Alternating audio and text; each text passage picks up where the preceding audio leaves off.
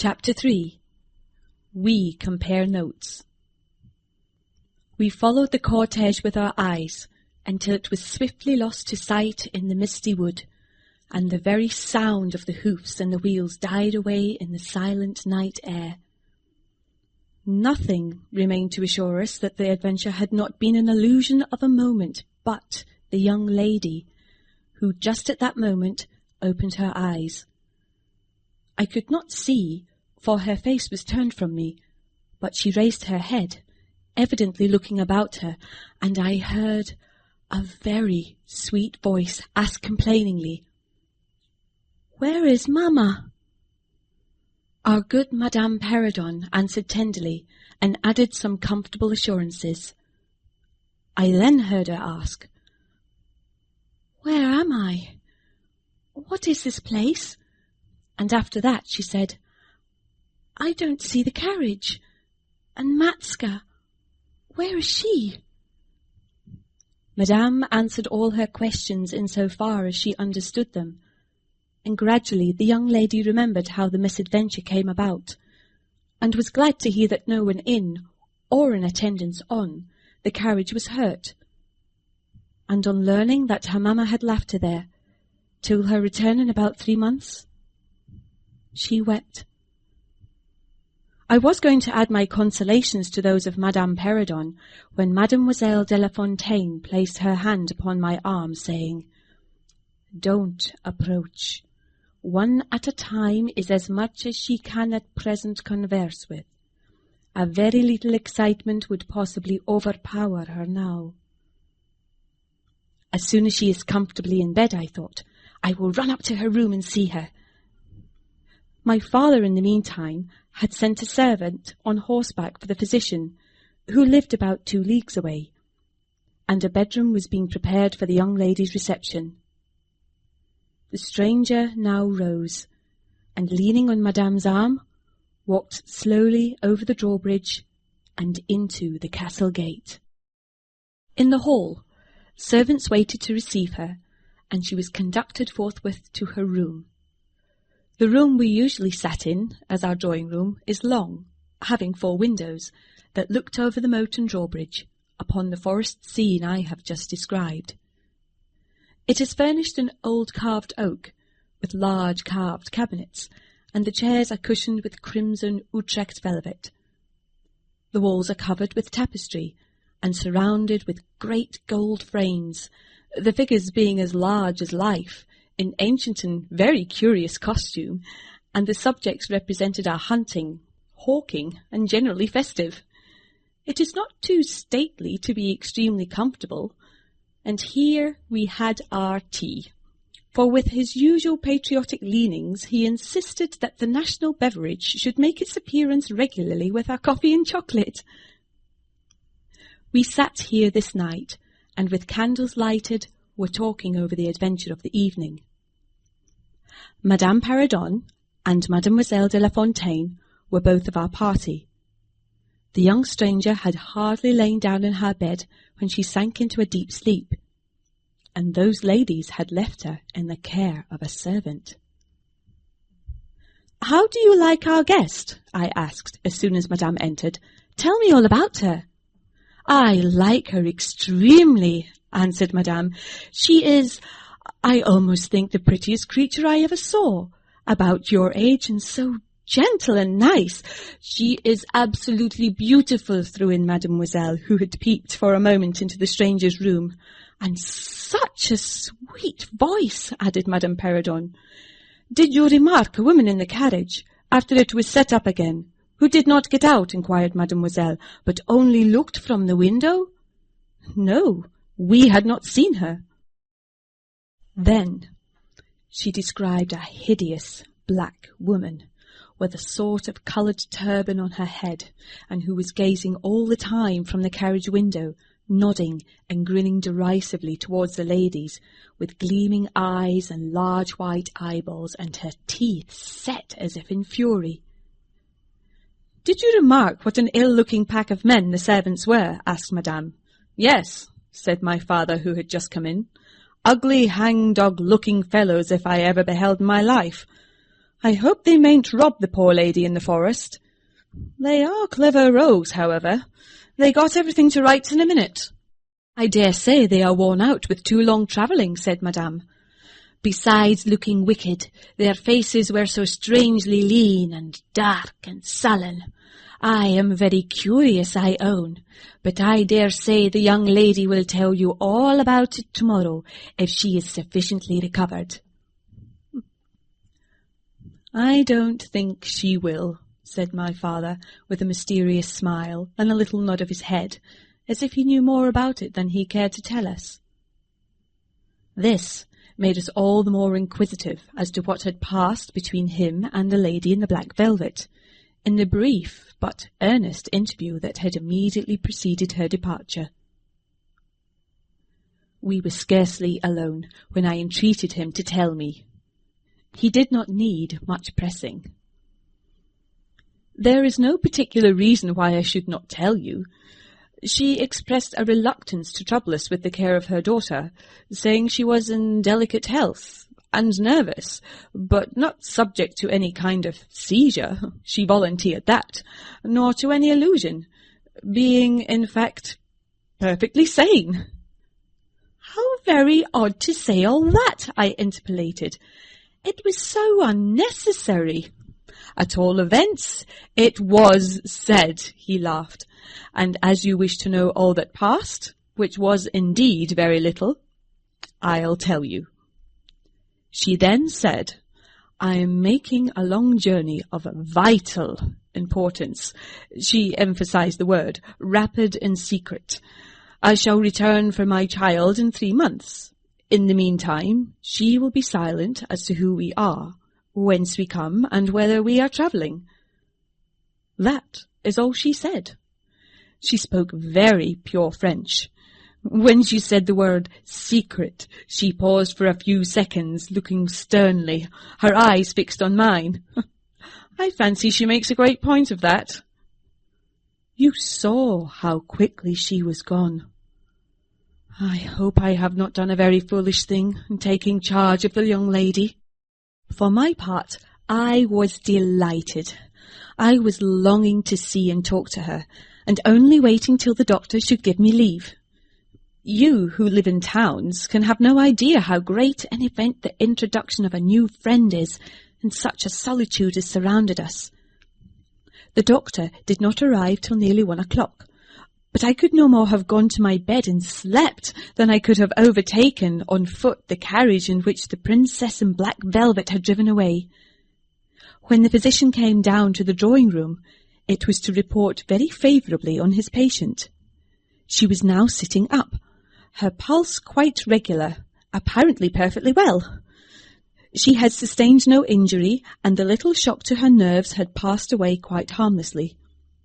There could be no harm certainly in my seeing her, if we both wished it, and with this permission I sent forthwith to know whether she would allow me to visit her for a few minutes in her room.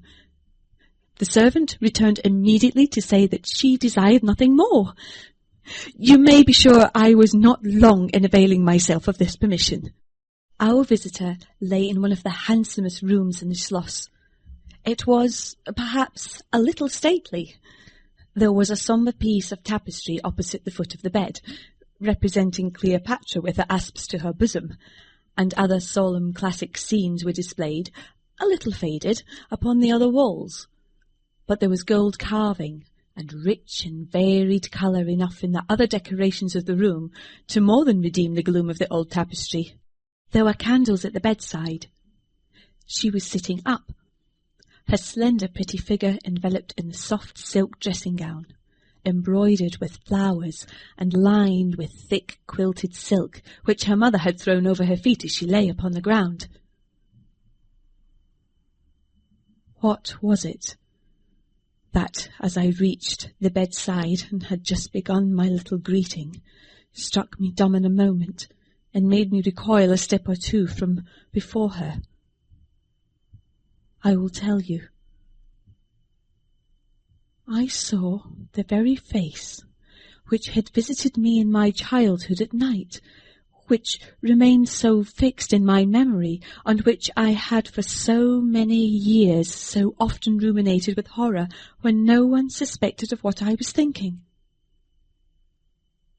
It was pretty, even beautiful, and when I first beheld it, wore the same melancholy expression.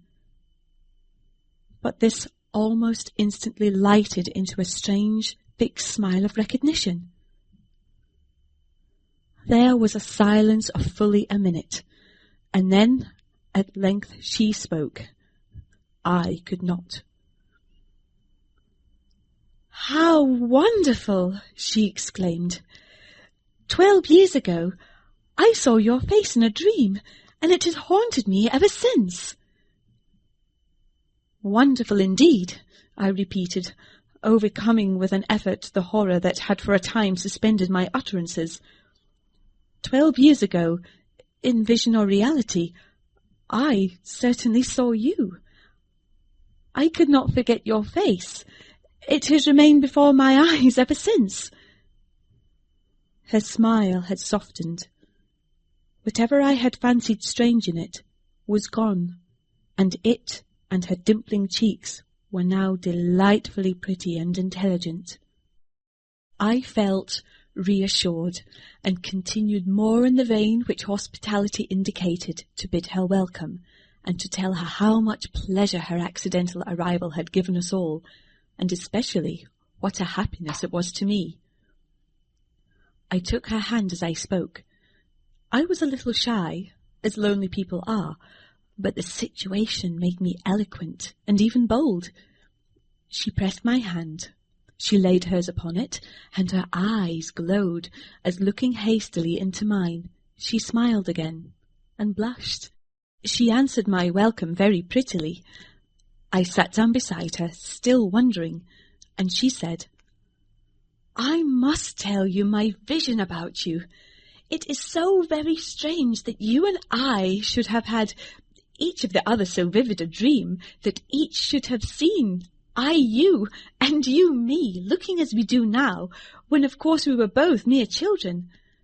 I was a child, about 6 years old, and I awoke from a confused and troubled dream, and found myself in a room, unlike my nursery, wainscoted clumsily in some dark wood, and with cupboards and bedsteads and chairs and benches placed about it.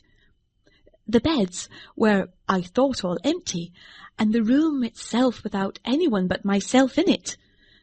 And I, after looking about me for some time, and admiring especially an iron candlestick with 2 branches, which I should certainly know again, crept under one of the beds to reach the window.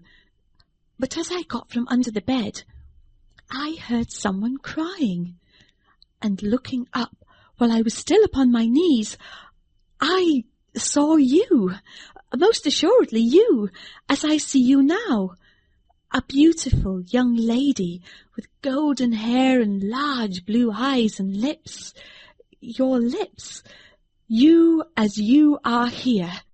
Your looks won me. I climbed on the bed and put my arms about you, and I think we both fell asleep. I was aroused by a scream. You were sitting up, screaming. I was frightened, and I slipped down upon the ground, and it seemed to me lost consciousness for a moment, and when I came to myself, I was again in my nursery at home. Your face I have never forgotten since. I could not be misled by mere resemblance. You are the lady whom I saw then. It was now my turn to relate my corresponding vision, which I did to the undisguised wonder of my new acquaintance. I don't know which should be most afraid of the other, she said again, smiling.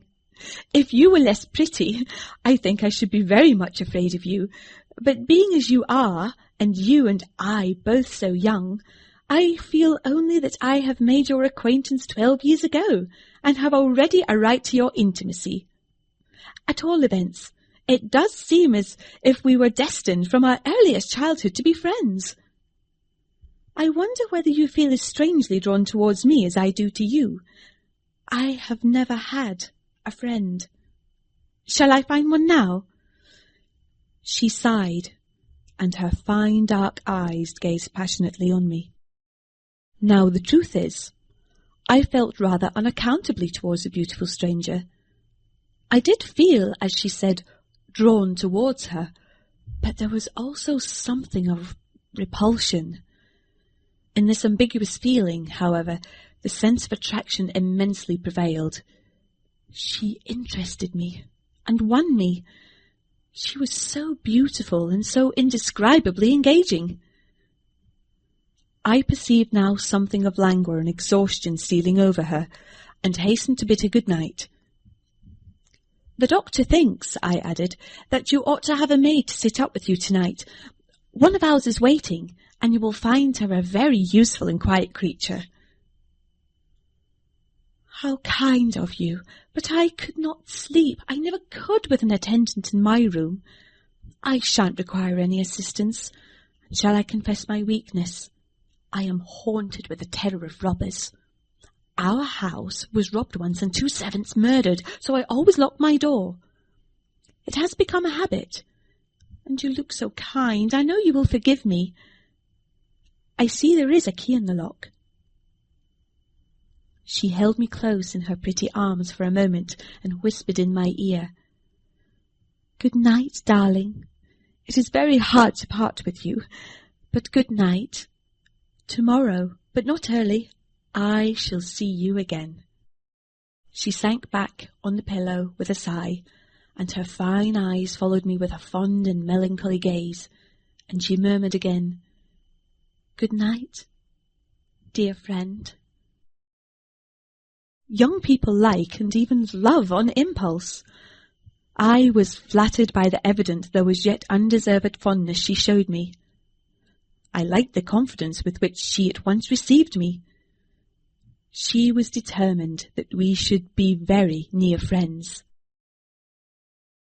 Next day came, and we met again. I was delighted with my companion, that is to say, in many respects.